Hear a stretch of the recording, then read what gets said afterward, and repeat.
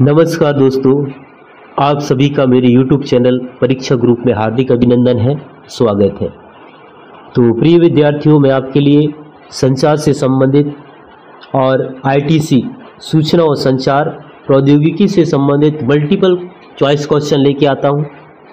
अगर वीडियो आपको पसंद आए तो वीडियो को लाइक कीजिए और चैनल को सब्सक्राइब कीजिए।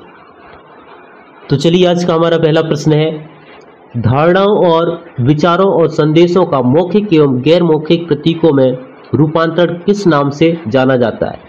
हम जब कम्युनिकेशन करते हैं, यानी कि प्रेषक द्वारा कम्युनिकेशन किया जाता है, उसको क्या कहा जाता है, ये पूछा जा रहा है।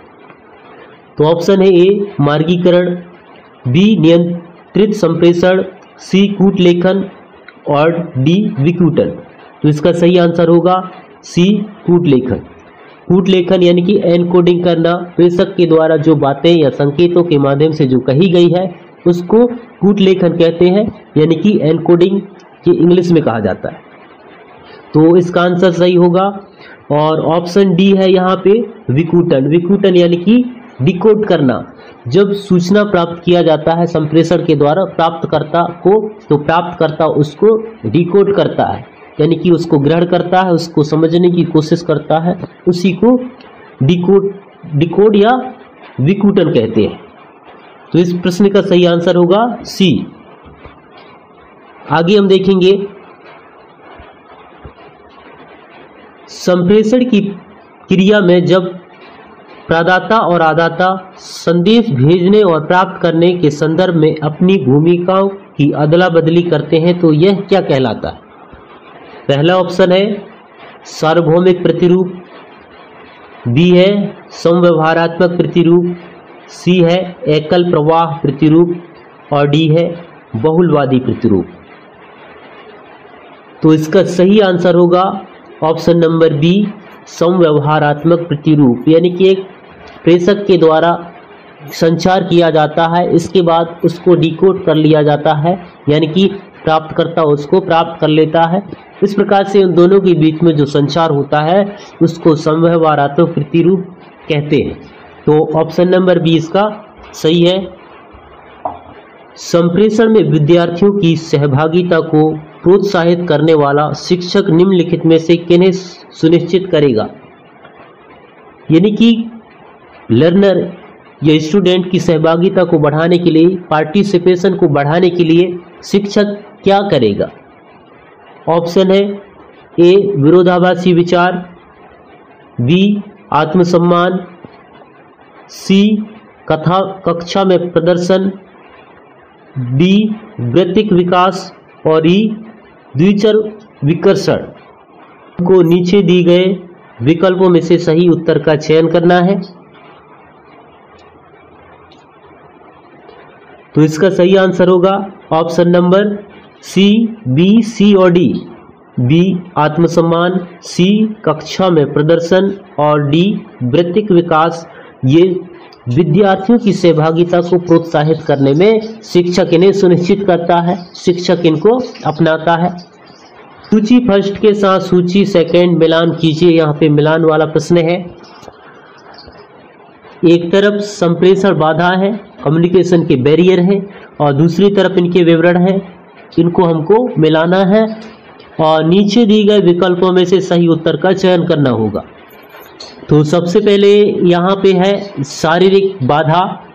शारीरिक बाधा आएगा विवरण 4 में आश्रय आवाज।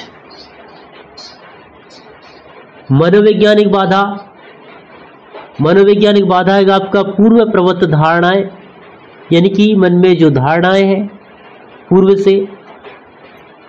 सी आएगा आपका भाषा संबंधी अलग समझ, उसके अलग अलग अर्थ निकाल सकते हैं भाषा से संबंधित। डी आएगा आपका सांस्कृतिक रूढ़िबद्ध धाराएं। तो इसका सही आंसर होगा ऑप्शन नंबर, यहाँ पे देखेंगे ऑप्शन नंबर ए इसका सही आंसर है। ए का 4, बी का 3, सी का 1 और डी का 2। हमारा आगे का प्रश्न है, जब शैक्षिक प्रयोजन हेतु संप्रेषण होता है तो घटकों का क्रम होता है। जब शिक्षा संबंधित कम्युनिकेशन होता है तो ये घटक किस प्रकार से होते हैं कि सबसे पहले क्या आता है, इस क्रम को हमको यहाँ पे समझाना है और नीचे दिए गए विकल्पों में से सही उत्तर का चयन करना है। ऑप्शन नंबर ए है स्रोत, यानी कि कोई भी टॉपिक हो सकता है। बी कूट लेखन, जिसको हम लोग कहते हैं एनकोडिंग, जो एक क्लासरूम में शिक्षक के द्वारा प्रेषित किया जाता है, वो संचार को हम एनकोडिंग कह सकते हैं। सी है संदेश। डी है विकोडिंग, प्राप्तकर्ता यानी कि विद्यार्थी के द्वारा उसको प्राप्त किया जाता है, उसको समझा जाता है। और यह है फीडबैक, यानी कि प्रतिपुष्टि। अब इसका उत्तर देखेंगे सबसे पहले कौन सा आएगा, तो सबसे पहले यही क्रम रहेगा इसका। सबसे पहले स्रोत आएगा, इसके बाद कूट लेखन, सी में आएगा संदेश, इसके बाद विकोड, इसके बाद आएगा फीडबैक प्रतिपुष्टि। तो जिस ऑप्शन में ए बी सी डी है वो सही है। नंबर ए है ए बी सी और यहाँ पे डी रहेगा और ई। ऑप्शन नंबर ए इसका सही आंसर है। हमारा अगला प्रश्न है सूचना और संचार प्रौद्योगिकी आईसीटी में शामिल है, यानी कि इंफॉर्मेशन कम्युनिकेशन टेक्नोलॉजी में क्या शामिल है, तो उसको यहाँ पे पहचानेंगे हम लोग। तो विकल्प है ऑनलाइन अधिगम, यानी कि ऑनलाइन अध्यापन, यानी कि सीखना, ऑनलाइन लर्निंग, मोबाइल एप्लीकेशन के माध्यम से सीखना या लर्निंग करना। सी है वेब आधारित अधिगम, यानी कि ऑनलाइन वेबसाइट सर्च इंजनों के माध्यम से कुछ लर्निंग करना।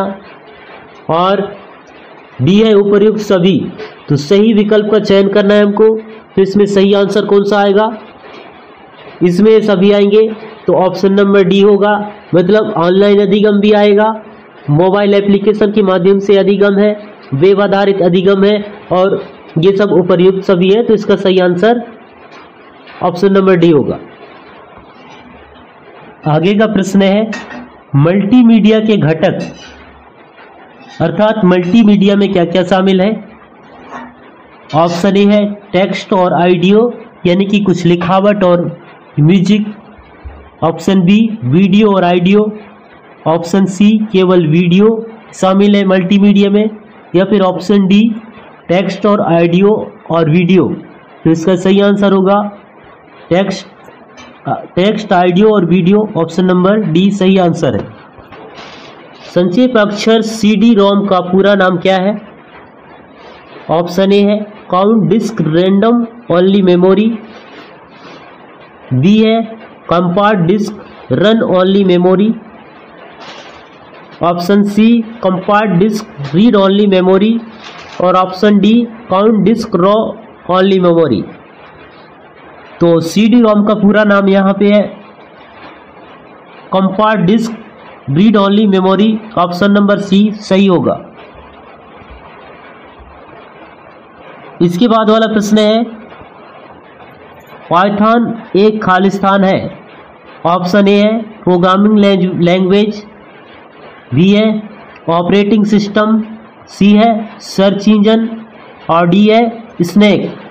तो इसका सही आंसर होगा पाइथन एक प्रोग्रामिंग लैंग्वेज है। इसके अलावा और भी जावा है, C+ है, C++ है और भी प्रोग्रामिंग लैंग्वेज है। तो ऑप्शन नंबर ए इसका सही आंसर होगा। निम्नलिखित में से किस प्रौद्योगिकी के माध्यम से असमकालिक संप्रेषण घटित होता है।